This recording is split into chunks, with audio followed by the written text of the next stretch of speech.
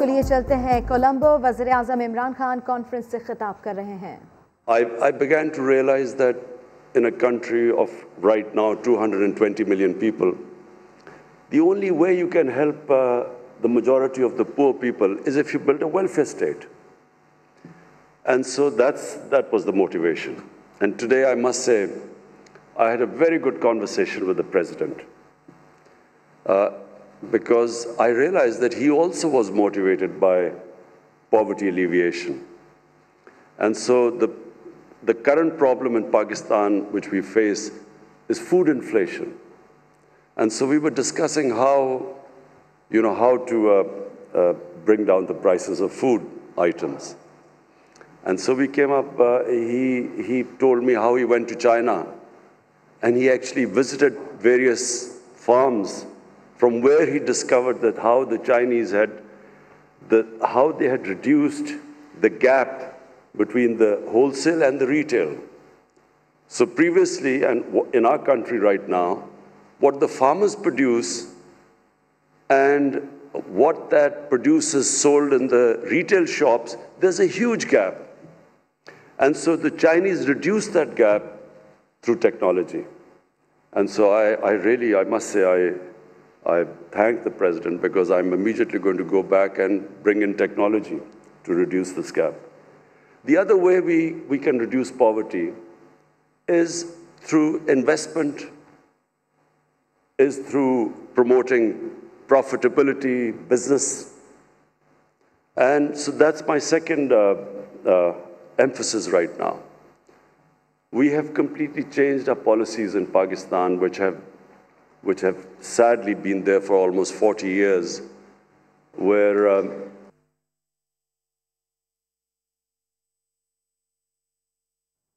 वज़ीर-ए-आज़म इमरान खान इस वक्त ट्रेड एंड इन्वेस्टमेंट कॉन्फ्रेंस से खिताब कर रहे हैं। evolved such that it was an impediment in the way of investment and the business community.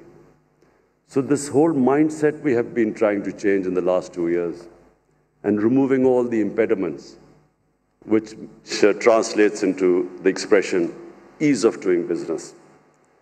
And we have really improved 28 spots. We've come down, our ease of doing business has improved according to the World Bank. And so the whole idea is that we generate wealth, and from that wealth we can then spend on the bottom half of our population and lift them up from poverty, which is actually what China did.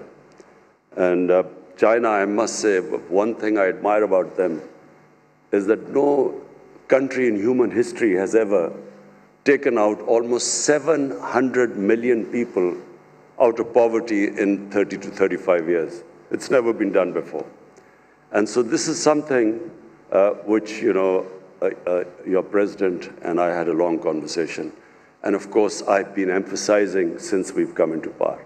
So the reason behind backing our businesses, the business community and investment, is that if the final goal is to alleviate poverty, create wealth, alleviate poverty. The third thing you need to create wealth in any country is stability, is political stability, is having good relationship with your neighbors. Because one thing which Sri Lanka and we have had in common is that whenever you have conflict or terrorism, as Sri Lanka and Pakistan suffered from, then the first thing that it affects is the business climate, is investment, and in your case, tourism. In Pakistan also, but our tourism, of course, is not as developed as in Sri Lanka, but tourism also gets affected, and of course, Sri Lanka has suffered from. So, immediately when I came into power, I approached our neighbor, India, explained to them, to Prime Minister Modi, that the way forward for the subcontinent is for us to resolve our differences through dialogue and then improve our trading relationship. and diffuse the tension. I didn't succeed, but I'm optimistic that eventually sense will prevail that the only way we in the subcontinent can get people out of poverty is have trading relationship, improve our trading relationship, live as civilized neighbors like the Europeans live. Germany and France have, God knows how many wars they've fought and how many millions have been killed fighting each other. But today, it's unthinkable for them to have a conflict because they're so interlinked together because of business. They're so interlinked. The trading ties are so strong, and especially after the European Union, that it's unthinkable that these countries could ever have another war. So similarly, my dream for the subcontinent is that we resolve our difference, and our difference is only one. It's the Kashmir issue. All we want is it to be resolved according to the United Nations Security Council resolution.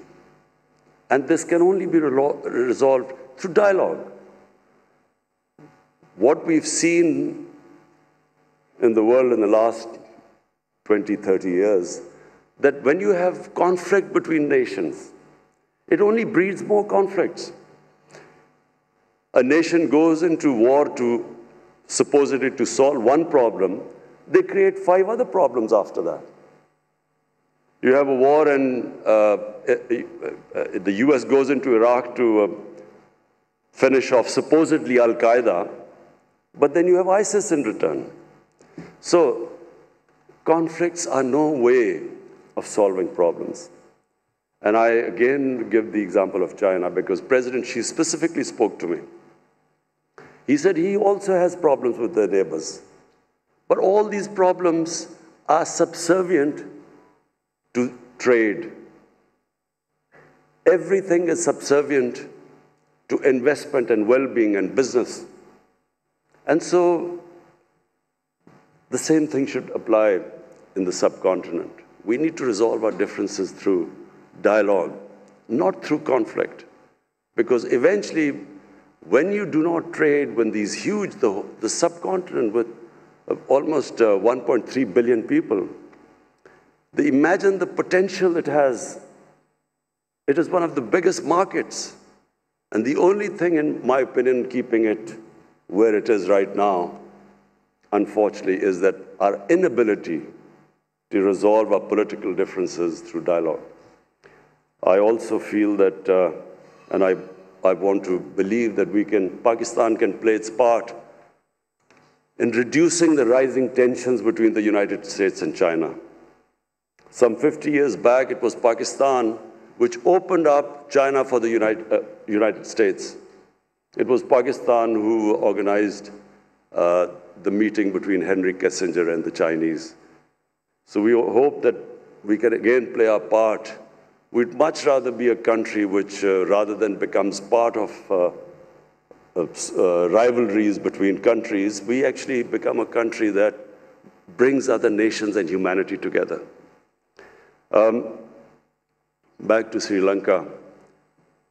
We have a relationship that has huge potential for both the countries. From Pakistan point of view, I think the most we can learn from Sri Lanka is in tourism, because you have a much more advanced tourism industry compared to us. Pakistan has enormous potential in tourism, but it's completely, that potential so far is being discovered by local tourism, but not by foreign tourism. Local tourism in Pakistan has exploded. There are not enough hotels, guest houses to accommodate the massive tourism that has gone all over the country, specifically our mountain areas. For those of you who don't know, Pakistan has probably one of the most unique mountain sceneries in the world. Some of the highest peaks out of the 10, 12 peaks, almost half are in Pakistan, and along with the second highest mountain in the world. But it's a virgin territory. And why tourism has exploded in Pakistan? Because of the mobile phone.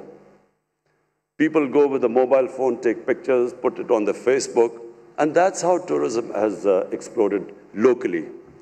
But I have been to a resort in Sri Lanka, and the way Sri Lankan tourism has is on a different level to us. So therefore, I brought a tourism minister here, and we would like to have contacts with you in developing resorts in most of our, not just mountain areas. Pakistan also has probably the most undiscovered religious tourism. For people in Sri Lanka, what is of great interest is the Gandhara civilization, the Gandhara Buddhist civilization. North of Islamabad was the center of the Buddhist civilization. And we have discovered various new sites for Buddhist tourists to visit Pakistan. We had a group of South Korean monks coming in who now have shown great interest in a trail where we would make it for the Buddhist community to actually make a trail for them all over where they can visit various shrines. We just recently discovered a 40-feet sleeping Buddha in Pakistan, which is quite unique. So apart from mountain tourism and religious tourism, we have a coastline, which is where we can, of course, again learn from Sri Lanka, because you have quite advanced beach tourism. Finally, I would like to ask the business community in Sri Lanka to participate in our CPEC project. CPEC is an initiative of the BRI, the Chinese Belt and Road Initiative. And it opens the opportunity, as our Commerce Minister just mentioned earlier, that it opens the opportunity of Sri Lankan businesses right up to Central Asia. It gives you an opportunity of connecting from Gwadar, which is the port, right up to Uzbekistan and the Central Asian states. And this is the connectivity which Pakistan offers, along with, in CPEC, we have these special economic zones, which give incentives to businesses to set up industry there. So I invite the Sri Lankan businesses, investors, businessmen. You can come over to Pakistan, and we'll be hosting you. Meanwhile, we brought our Pakistan business community, top businessmen here, who will be interacting with you and discussing various ways which would be of mutual benefit to both of us, both the countries. I again thank the Prime Minister for inviting me to Sri Lanka. I extend my invitation to you, Mr. Prime Minister. We look forward to seeing you. And finally, about cricket. I saw the evolution of Sri Lankan cricket team from a non-test playing country into a country that actually won the World Cup in my hometown, Lahore. And I never thought I would see that happen. But the emergence of the Sri Lankan cricket team was actually, for us in the subcontinent, a source of great pride, because it meant that, it was another team which could challenge the best. And yes, the answer about more interaction in sporting relationship, yes, because nothing improves the standard in countries more than when you have countries playing each other in various sports. Number one, cricket, because this is a passion in both the countries. But in Pakistan, our squash teams have been of very high quality, and of course, our hockey team. So we would start our interaction in these areas too. Later on, of course, I'm going to a sports event, so I'll talk more about it there later on. Again, thank you. I want to thank our Ministry of Commerce and our Foreign Office for organizing this event. Thank you. Sri Lanka में पाकिस्तान श्रीलंका तजारत और सरमायाकारी conference से वज़ीर आज़म इमरान खान खिताब कर रहे थे। उन्होंने कहा कि सियासत में आने की बड़ी वजह गुर्बत का ख़ात्मा है। अपने ममालिक में गुर्बत के ख़ात्मे के लिए कारोबारी ताल्लुकात को फ़रोग़ देना नागुज़ीर है। उन्होंने कहा कि गुज़िश्ता 2 साल से मईशत की तरक्की के लिए हम जद्दोजहद कर रहे हैं और मुताद्दिद सेक्टर्स में कामयाबियाँ भी मिली हैं। वेल्थ जनरेशन और माशी तरक्की में चीन और पाकिस्तान का ताउन भी मिसाली रहा है। हतमी मकसद गुर्बत का खात्मा और पॉलिटिकल स्टेबिलिटी है। श्रीलंका और पाकिस्तान जिस दहशतगर्दी का शिकार रहे हैं उससे मईशत, कारोबार और टूरिज़म मुतासर हुआ है। वज़ीर आज़म ने कहा कि ख़ित्ते के मसाइल के ख़ात्मे और मईशत की बेहतरी के लिए सब कॉन्टिनेंट में अमन की बहाली ज़रूरी है और ये पैगाम भारतीय वज़ीर आज़म नरेंद्र मोदी को कई बार दिया है। वज़ीर आज़म ने यह भी कहा कि यह ख़ित्ता, ये ममालिक किसी भी तौर पर जंग के मुतहमिल नहीं हो सकते। हमें अपने तहफ़्फ़ुज़ात और अपने मसाइल डायलॉग से हल करना होंगे। जंग और तनाज़ात किसी मसले का हल नहीं। वज़ीर आज़म ने कहा कि पाकिस्तान और श्रीलंका के ताल्लुक़ में बेहद पोटेंशल मौजूद है। श्रीलंका का टूरिज़म हमारे लिए एक मुख्तलिफ लेवल पर है। दोनों ममालिक में कई तरह की मुमासलत मौजूद है। और अब आपको बड़ी खबर देखें, नैब ने मरियम नवाज को 2 मार्च को तलब कर लिया है। ज़राए के मुताबिक मरियम नवाज ने जाती उम्रा में ज़मीन को ग्रीन लैंड से ब्राउन लैंड में तब्दील कराया था। मज़ीद बात करेंगे, समा के नुमाइंदे अब्बास नकवी हमारे साथ मौजूद हैं। अब्बास नकवी, बताइएगा इस हवाले से मज़ीद क्या अपडेट्स हैं? अब्बास नकवी से हम रब्ता कर रहे हैं। एक दफ़ा फिर आपको आगाह करें, नैब ने मरियम नवाज को 2 मार्च को तलब कर लिया है। ज़राए का कहना है कि मरियम नवाज ने जाती उम्रा में ज़मीन को ग्रीन लैंड से ब्राउन लैंड में तब्दील किया है। जाती उम्रा की ज़मीन को ग्रीन लैंड से ब्राउन लैंड में तब्दील कराया गया है। नैब ने मरियम नवाज को इस केस में 11 अगस्त 2020 को भी इससे पहले तलब किया था और अब एक दफ़ा फिर 2 मार्च को नैब में मरियम नवाज की तलबी हुई है। अहम और बड़ी खबर है, नैब की जानिब से मरियम नवाज को 2 मार्च को तलब कर लिया गया है। मजीद बात करेंगे, समा के नुमाइंदे अब्बास नकवी हमारे साथ मौजूद हैं। अब्बास नकवी, आगाह कीजिएगा इस हवाले से। जी बिल्कुल, ज़राए के मुताबिक जो है 2 मार्च को नैब की जानिब से मरियम नवाज को जो है दोबारा तलब किया गया है और मरियम नवाज को जाती उम्रा अराजी केस में जो है उनको तलब किया गया है। और इससे कबल 11 मार्च को भी मरियम नवाज को तलब किया गया था। तो अब देखना ये है कि क्या मरियम है वो 2 मार्च 11 बजे क्या नैब के सामने पेश होती है। ठीक है, मामले की तफसीलात के लिए आपका बहुत शुक्रिया अब्बास नकवी। आगे बढ़ते हैं। सिंध असम्बली के स्पीकर आगा सिराज दुरानी ने अपोजिशन लीडर हलीम आदिल शेख के प्रोडक्शन ऑर्डर जारी कर दिए हैं। हलीम आदिल शेख को कल सिंध असम्बली इजलास के लिए लाया जाएगा। इसी के ऊपर बात कर लेते हैं समा के नुमाइंदे संजय साधवानी से। संजय, यानी हलीम आदिल शेख कल सिंध असम्बली के इजलास में शिरकत कर सकेंगे? जी बिल्कुल, सिंध हुकूमत की हिदायत पर स्पीकर सिंध असेंबली आगा सिराज दुरानी ने हलीम आदिल शेख के प्रोडक्शन आर्डर जारी कर दिए हैं। स्पीकर आगा सिराज दुरानी से हमारी बात हुई है। उनका कहना है कि प्रोडक्शन आर्डर रूल्स के मुताबिक जारी किए गए हैं। हम सियासी कैदी किसी को नहीं बनाना चाहते, इसीलिए इनके प्रोडक्शन आर्डर जारी किए हैं। हलीम आदिल शेख को कल सुबह जेल से सिंध असेंबली लाया जाएगा, जहां पर वो सिंध असेंबली के इजलास में शिरकत करेंगे। कल सिंध से जो नए मुंतखब अरकान हैं वो अपना हलफ भी उठाएंगे और अब आइंदा सेनेट इलेक्शन के सिलसिले में भी हलीम आदिल शेख के प्रोडक्शन आर्डर जारी करने के इम्कानात रोशन हैं। जी बहुत शुक्रिया संजय साधवानी आपका। ऐवान बाला की जंग आज से ठीक 1 हफ्ते बाद यानी आइंदा बुध को सेनेट इलेक्शन होंगे और ये जंग जीतने के लिए कल के मुखालफीन आज एक दूसरे के संग नजर आ रहे हैं।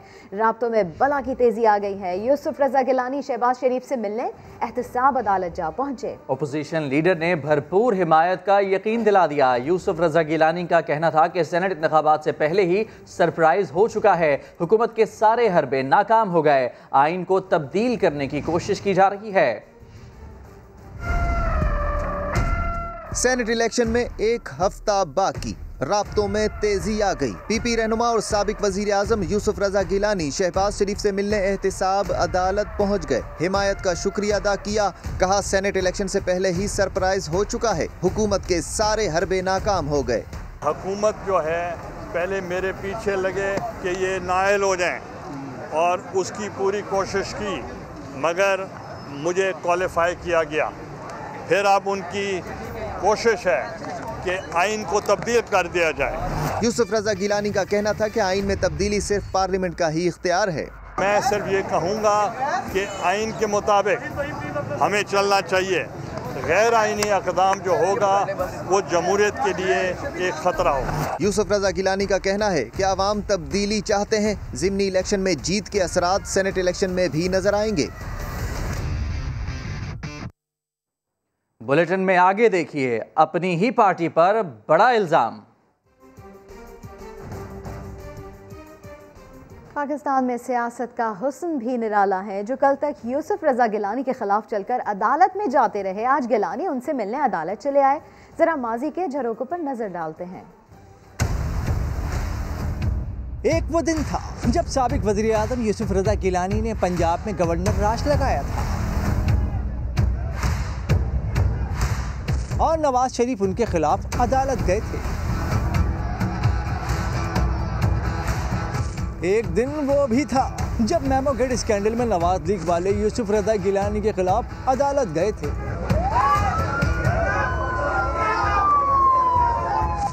तो फिरदौस अवान और पीपल्स पार्टी का साथ भी हुआ करता था, मगर ये नून लीग और पीपल्स पार्टी की सियासत है जहां सब चलता है और चलकर अदालत तक भी चला जाता है। आज वो दिन है कि जब जरदारी के खास आदमी यूसुफ रजा गिलानी नून लीग से सेनेट वोट लेने अदालत तक चले गए, क्योंकि इनकी सियासत में सब चलता है। Politics is a day to day affair. Politics में ऊंच नीच आती है, मगर सवाल ये है कि सच की अदालत में ये सियासत किस तरह और कब तक चल सकती है। शहबाज शरीफ ने नवाज शरीफ को टेलीफोन किया है। सेनेट इंतखाबात के हवाले से नवाज शरीफ को ब्रीफिंग दी गई है। अहम खबर है, शहबाज शरीफ का नवाज शरीफ से टेलीफोनिक राब्ता हुआ है। सेनेट इंतखाबात के हवाले से नवाज शरीफ को ब्रीफिंग दी गई है। अहम अमूर डिस्कस किए गए हैं। शहबाज शरीफ ने सेनेट इंतखाबात के हवाले से नवाज शरीफ को ब्रीफिंग दी है। शहबाज शरीफ ने यूसुफ रजा गिलानी से मुलाकात का अहवाल भी बताया। दोनों रहनुमाओं ने मौजूदा सियासी सूरत हाल पर तबादला ख्याल किया है। कमरा अदालत में शहबाज शरीफ ने नवाज शरीफ से टेलीफोनिक राब्ता किया है। दोनों रहनुमाओं के दरमियान अहम सूरत हाल पर, मौजूदा सियासी सूरत हाल पर तबादला ख्याल किया गया है। शहबाज शरीफ ने सेनेट इंतखाबात के हवाले से नवाज शरीफ को ब्रीफिंग दी है। साथ ही साथ शहबाज शरीफ और यूसुफ रजा गिलानी के दरमियान होने वाली मुलाकात का अहवाल भी बताया गया। लाहौर की एहतसाब अदालत में money laundering Ramzan sugar mills case की समाअत हुई। अदालत ने शहबाज शरीफ हमजा के जुडिशल रिमांड में 4 मार्च तक तौसी कर दी। अदालत में लीगी कारकुन पुलिस एहलकारों से उलझ पड़े। तो हम आपको बता रहे हैं कि लाहौर की एहतसाब अदालत में money laundering Ramzan sugar mills case की समाअत हुई और ऐसे में अदालत ने शहबाज शरीफ हमजा के जुडिशल रिमांड में 4 मार्च तक की तौसी कर दी है। और साथ में आपको ये भी बताएं कि अदालत में लीगी कारकुन पुलिस एहलकारों से उलझ पड़े। अदालत की जानिब से कहा गया कि अमजद परवेज़ तो हर रोज़ हाई कोर्ट में मसरूफ़ रहते हैं। अमजद परवेज़ हाई कोर्ट में मसरूफ़ हैं, समाअत मुलतवी की जाए। वकील की जानिब से ये इस्तदा की गई। तो शहबाज शरीफ हमजा के जुडिशल रिमांड में 4 मार्च तक तौसी कर दी गई है। बुलेटिन में आगे दिखाएंगे पानी का बाग। सैफुल्लाह अबड़ो को सेनेट का टिकट 35 करोड़ में बेचा गया। पीटीआई रहनुमा लियाकत जतोई ने अपनी ही पार्टी पर बड़ा इल्ज़ाम लगा दिया। कहा, गवर्नर हाउस के ड्राइंग रूम में बैठकर फैसले किए जा रहे हैं। हमारे पास तमाम ऑप्शंस खुले हैं। 26 तारीख को इजलास में आइंदा का लाहे अमल तय करेंगे। ये पानीपत की लड़ाई हम ही जीतेंगे। क्या सेनेट के टिकट के लिए तहरीक इंसाफ में पैसा चल रहा है?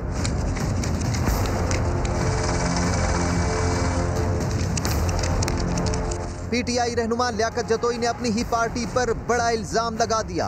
अब ये देखें, ये अबड़ो जो है उसके लिए मैं बात नहीं करना चाहता, वो इस काबिल नहीं है कि मैं उसका जिक्र भी करूं, लेकिन आपने सवाल किया है तो मैं जवाब देना चाहता हूं। 35 करोड़ में ये टिकट बिका है। 6 महीने पहले वो पार्टी में आया, उसको किस बुनियाद पे, किस मेरिट पे टिकट दी गई? लियाकत जतोई ने कहा, गवर्नर हाउस और वहां बैठे 2-3 लोगों से पूछना चाहता हूं कि उन्होंने पार्लिमानी बोर्ड क्यों नहीं बनाया, दरख्वास्तें क्यों नहीं ली। फैसल वावडा को टिकट देने पर भी सवाल उठा दिया। वाडा साहब हैं, मेरा उनसे कोई ज़ाती रंजिश नहीं है। MNA भी हैं, मिनिस्टर भी हैं, फिर सेनेट की टिकट भी। हमारे सिंध के अंदर कोई इस काबिल नहीं था। लियाकत जतोई का कहना था कि हमें नजरअंदाज किया गया तो एहतिजाज करेंगे, पार्टी के अंदर रहकर मफाद परस्तों की रुखसती कराएंगे। ये पानीपत की लड़ाई है, हम ही जीतेंगे। सैफुल्लाह अब्रो ने लियाकत जतोई के इल्जामात को मुस्तरद करते हुए कानूनी चाराजोई का ऐलान कर दिया। खुर्रम शेर जमान कहते हैं टिकट ना मिलने पर लियाकत जतोई इल्जाम तराशी पर उतर आए हैं। शहबाज गिल ने वाज़ेह अंदाज में बता दिया कि साबिक वज़ीर आला ने अपने दावे का सबूत ना पेश किया तो पार्टी उनके खिलाफ कार्रवाई करेगी। 35 करोड़ में ये टिकट बिका है, 35 करोड़ में ये टिकट बिका है। इल्जाम साबित करो, सैफुल्लाह अब्लो मैदान में उतर आए। पीटीआई रहनुमा ने साबिक वजीर आला के दावे को मुस्तरद कर दिया, वाज़ेह अंदाज में बता दिया कि वो मिडिल क्लास आदमी हैं। खान बहादुर साहब, आपने कहा है कि 35 करोड़ में टिकट बेचा गया है, बेहुदा बात की है। जल्दी आप और हमारी मुलाकात होगी हाई कोर्ट में, डिफेमेशन में केस करूंगा आप पे। मुआविन खुसूसी शहबाज गिल ने भी लियाकत जतोई को आड़े हाथों लिया। कहा लियाकत जतोई खुद नैब ज़दा हैं और दूसरों पर ख्वाह इल्जामात लगा रहे हैं। अब ये अपने दावे का सबूत दें, नहीं तो पार्टी इनके खिलाफ सख्त एक्शन लेगी। समा से गुफ्तगू में पीटीआई रहनुमा खुर्रम शेर जमान ने भी लियाकत जतोई के इल्जाम को मुस्तरद किया।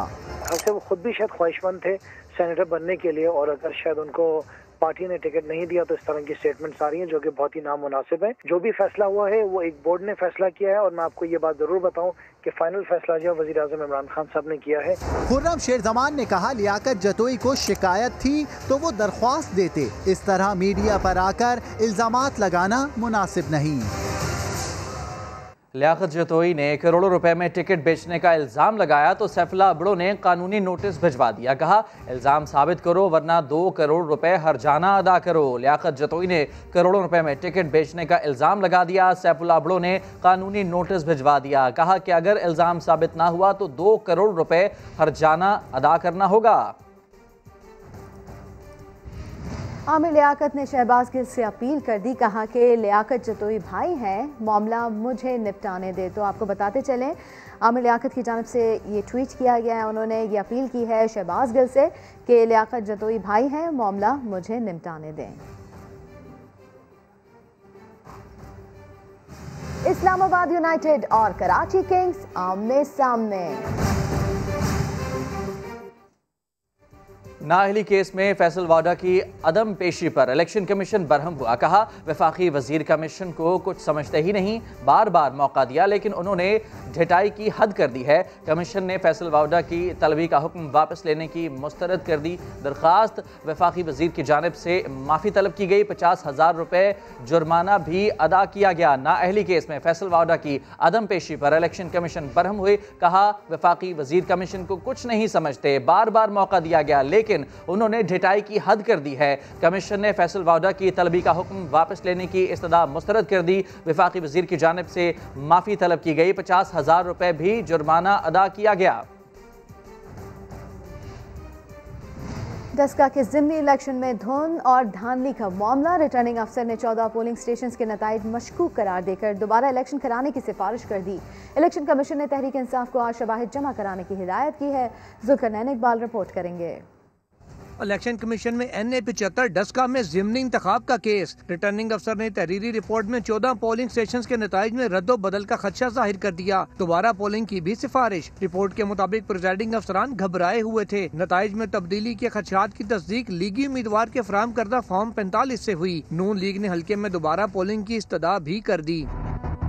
नून लीग के वकील सलमान अकरम राजा ने ये इंकशाफ भी किया कि 150 पोलिंग स्टेशंस के फॉर्म 45 में से 10 पर ही अंगूठों के निशान हैं। लीगी उम्मीदवार नौशीन इफ्तिखार ने कहा हमारे कारकुनों पर DSP एहसान ने तशद्दुद करवाया। मुझे कहा गया अगर जुबान खोली तो गोली मार दूंगा। PTI के वकील अली बुखारी ने दरखास्त खारिज करने की सदा कर दी, जिस पर चीफ इलेक्शन कमिश्नर ने रिमार्क्स दिया अगर इलेक्शन ठीक हुआ तो ही नताइज का ऐलान करेंगे, और अगर ऐसी फिजा हो कि वोटर वोट न डाल सकें तो फैसला मुख्तलिफ होगा। तहरीक इंसाफ के वकील ने शवाहिद जमा कराने के लिए वक्त मांगा तो मेंबर पंजाब ने कहा अब धुंध नहीं है, डस्का जाने में वक्त नहीं लगेगा। इलेक्शन कमीशन ने PTI को 1 दिन की मोहलत देते हुए समाज जुमेरात तक मुलतवी कर दी। जुल्करनैन इकबाल, समा, इस्लामाबाद। सखर और शिकारपुर पुलिस ने अपनी गलती तस्लीम करते हुए समा के सहाफ़ी साहिल जोगी और अहले खाना से माफ़ी मांग ली।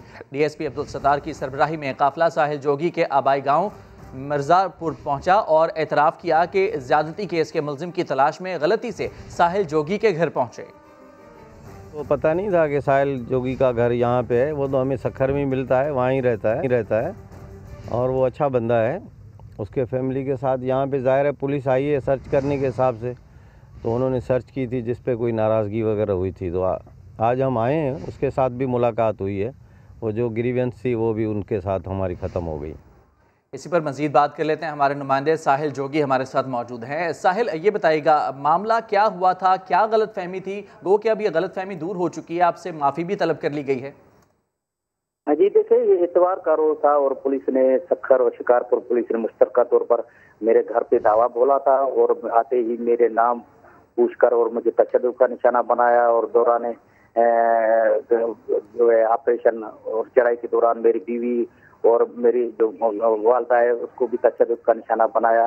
और उसके बाद इन्होंने कहा कि हमने राहब जोगी के मुलजिम की तलाश में घर पे छापा मारा है। तो मैंने मेरा नाम भी आपने पूछा और राहब का घर ये नहीं है।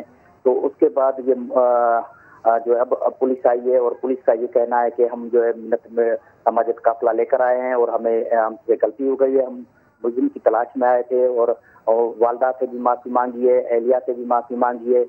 हमारे सिंध की ये रवायत है, जब मिन्नत समाजत काफिला आता है और वो माफ़ी तलाफी करते हैं तो इसलिए हमने खुदा की रजा समझ कर उनको माफ़ कर दिया है। तो इस हवाले से वहाँ पे जो DSP आए थे सतारपुल, उसके सरबराह में ये सारा काफिला आया है।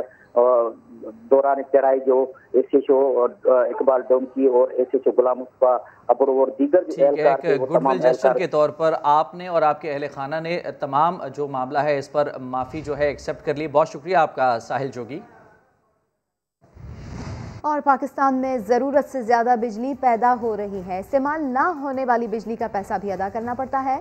लाइन लॉसेस सालाना 200 अरब रुपए से तजावुज़ कर गए हैं। आखिर इन सब की वजह क्या है, जानते हैं वहाब कामरान से।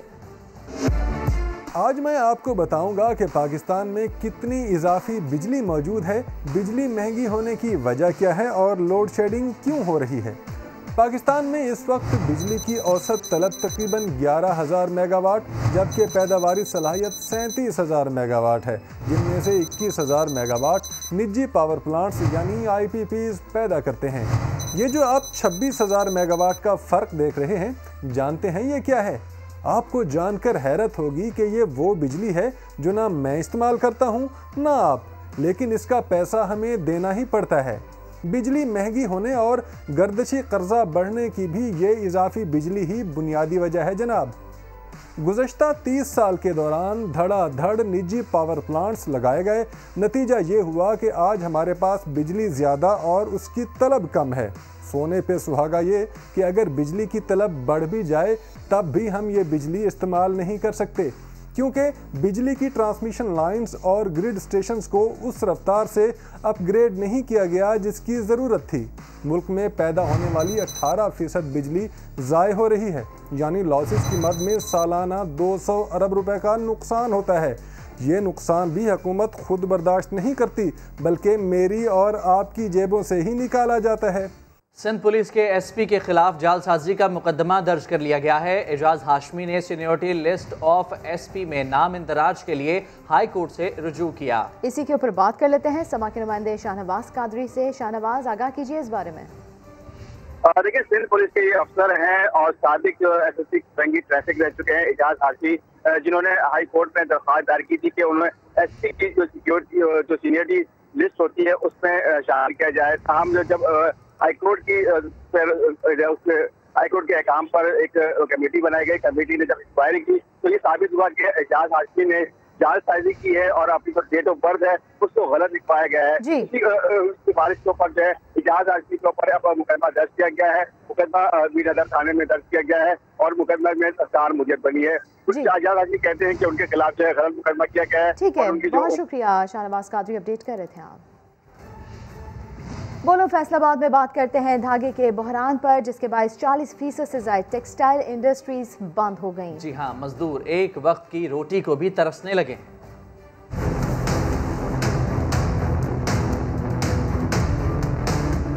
मेरा नाम मोहम्मद आजम है। मैं पिछले 15 साल से पावर लूमों पे मजदूरी कर रहा हूँ। कबूतर मंडी बंद हो जाएगी तो फैक्ट्रियों में दागा नहीं आएगा। ये आप देख रहे हैं कि हमारी ये लूमें अब बंद पड़ी हैं क्योंकि दागा नहीं मिल रहा। फैक्ट्री मालिक ने अभी हमें बताया आके कि मैं बाजार में गया हूँ, वहाँ दागे की शार्ट है, तो ये दागा नहीं मिलेगा तो मजदूर बेरोजगार हो जाएगा। वज़ीर आज़म इमरान खान साहब, आपने 1 करोड़ नौकरियों का कहा था, लेकिन यहाँ तो लाखों मजदूर बेरोजगार हो रहे हैं। 3 माह से कोरोना की वजह से हमारी फैक्ट्रियां बंद रही। ये दागा शार जो हो रहा है, ये दागे की वजह से 40 से 50% पावर लूम बंद हो गई हैं। इसका सबसे बड़ा नुकसान मजदूर को होगा। और इस्लामाबाद में एक ऐसी जगह है जिसे पानी की शहजादियों की रिहाइशगाह कहा जाता है। कहाँ है ये जगह? आबिद अली इसी पार्क की सैर करा रहे हैं। पानी वाला बाग, जिसमें रहती हैं जापान की शहजादियां। लोग ऐसी दुनिया देखने को तरसते हैं।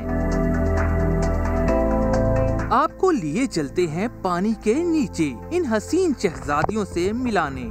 इस खूबसूरत शहजादी का नाम कोई है। जापान में इसे अच्छी किस्मत और रूहानी सुकून से जोड़ा जाता है। इनका शुमार महंगी तरीन मछलियों में होता है। एक मछली की कीमत $10 से $100 तक हो सकती है। दाना डालते ही ये शहजादियां पानी की चादर हटाकर सामने आ जाती हैं। सब्ज पानी पर रंगों का ऐसा तूफान आपने पहले नहीं देखा होगा। एक तो सेंस ऑफ स्मेल, ठीक है, एक होती है। दूसरा साउंड भी एक होता है पानी के अंदर। जब वो दाना डलता है तो दाने की स्मेल होती है, ठीक है, जो इस फील कर लेते हैं इसको। इस्लामाबाद के मसनूई तालाब में इन मछलियों की अफजाइश की जा रही है। ऑक्सीजन लेवल मुसलसल चेक किया जाता है और पानी हर 8 घंटे बाद बदला जाता है। बराह रास्त आपको लिए चलते हैं, वज़ीर आज़म इमरान खान खिताब कर रहे हैं। So I want to thank them, and actually really I feel humbled. There were some of the things that were said. I want to thank you also, Mr. Speaker, for saying nice things about me. So thank you very much. And then I'm again honored that you have asked me to open this sports center, high performance sports center. But today, in front of my ex-colleagues, I just want to say a few things. You see, number one, sports teaches you something which you do not learn in any university or any school. Because the idea of competing in sports is to prepare you for life, for struggle in life. The problem is that some sportsmen, when they finish their sporting career, they live in their comfort zone. They do not want to take any more challenges. And the entire experience of struggle on the sporting field, which is taught to you, is lost. Because the moment you do not take on any other challenges means that that experience which you've learned how to struggle is gone. So let me just say one thing. What did sports teach me? Sports taught me that it was not the most talented player that became a champion. It was the player who had that ability to take the knocks, who knew how to take defeat, who was not demoralized by defeat, but who learned from the bad times. Because in life, whatever you do, life is never in a straight line. It's in cycles. You will have your ups and downs in whether it is education, whether it is in business, and as Arjuna would know, in politics. It's a cycle. You have your good and your bad times. Success depends upon not how you deal with the good times, but how do you deal with the bad times.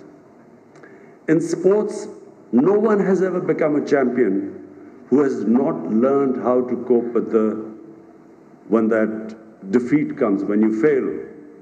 If you do not know how to cope with that, you can never become a champion.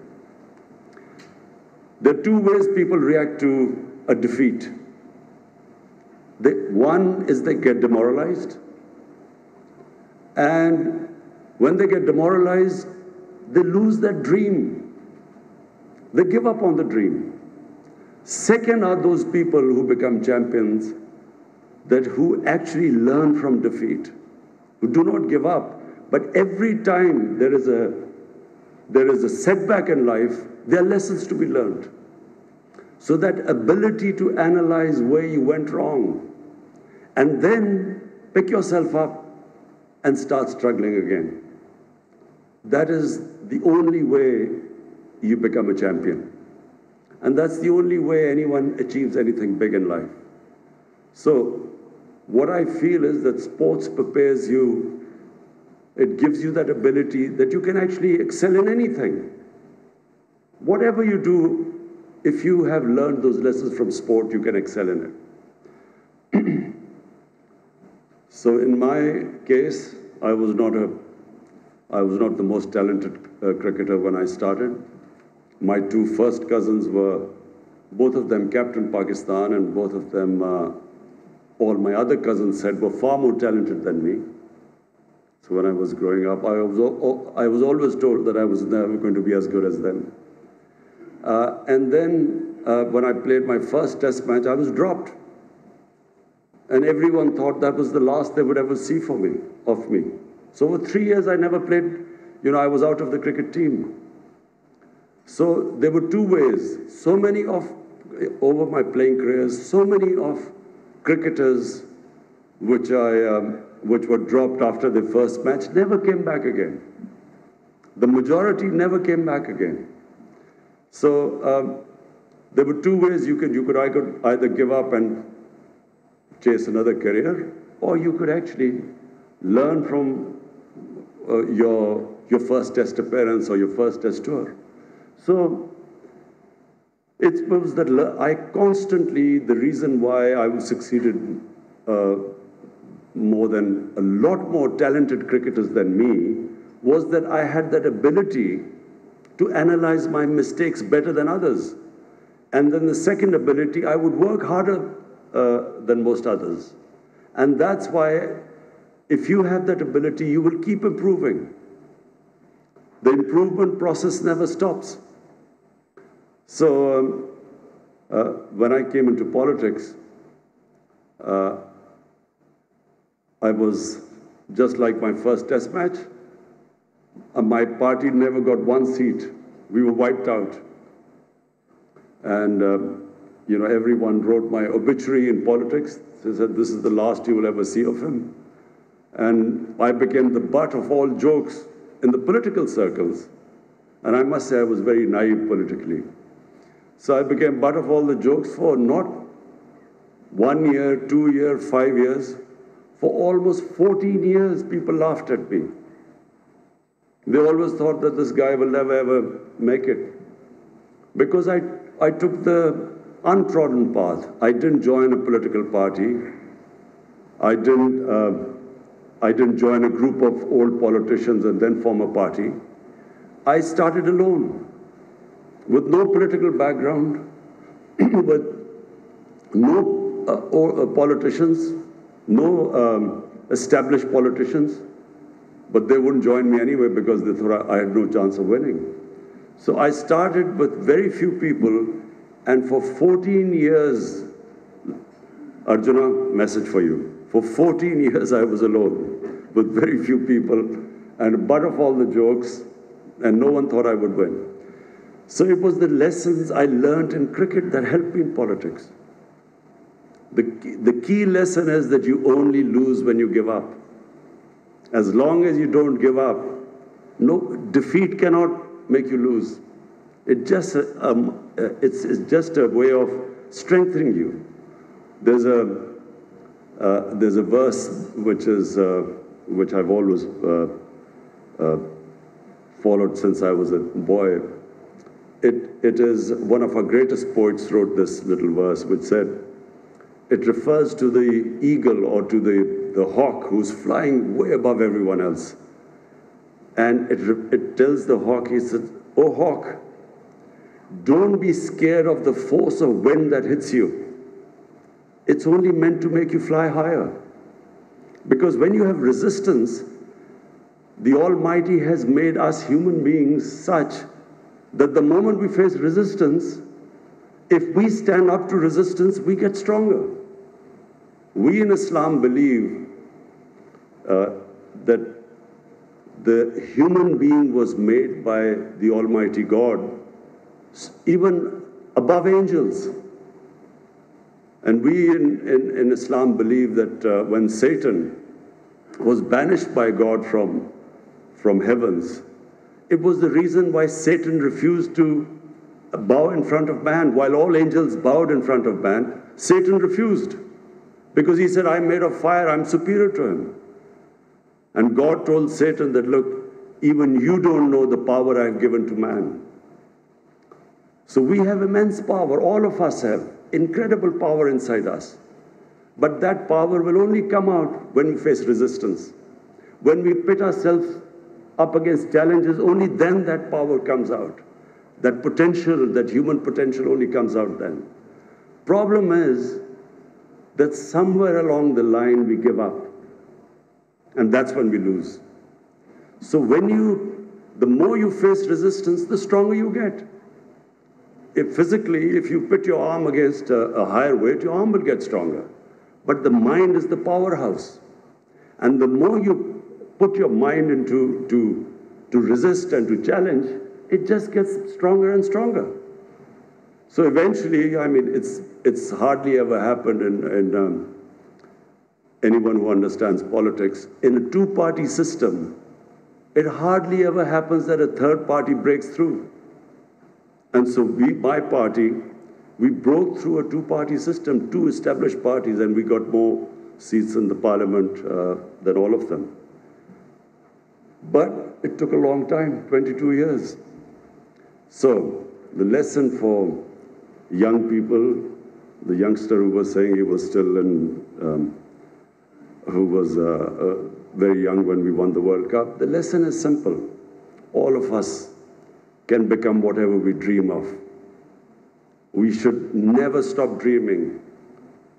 Anything that you can dream, you can achieve, provided you are prepared to struggle for it, and provided you do not get demoralized from the bad times, but instead, every bad time is a time of reflection, self-analysis, so that you even come back much stronger. I must say that it's a pleasure for me to see my old colleagues here. I have watched Sri Lanka.